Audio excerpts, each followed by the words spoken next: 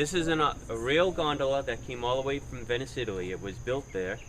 After it was built in Venice, they actually had to row it to where they had to then put it into a container and put it on a large ship. And it came all the way from Europe to the United States by boat. There's only about 3 or 4 boat builders in Venice, Italy that still build the gondolas. But about 100 years ago, this is the only way they would move around in Venice. Like what we have here in the United States, we have cars and streets. Well, in Venice, they just have boats and water for roads. And this is how they would get all their groceries and their children to school or the men to work, is they do it all by gondola. But about 50 years ago is when the motorboats started coming.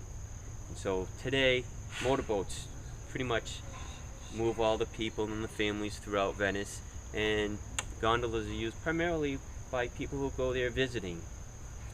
A lot of people think that, and maybe even your parents, because it's a very big misconception that gondolas are pushed off the bottom of the canals.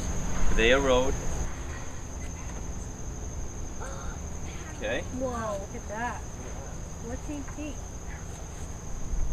And the gondolier would stand right up here, and this is the oarlock, or called a forcula. This is like the keys of your car.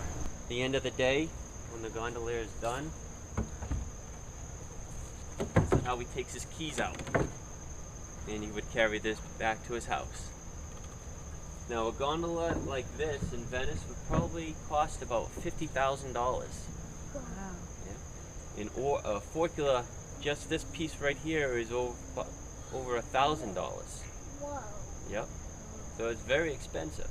Now, not all the gondolas in Venice look as beautiful as this one, you know, because they're used every day and year-round. So the gondoliers, they just keep rowing until they need some other repairs, and they'll bring them into the shop and get it all fixed up.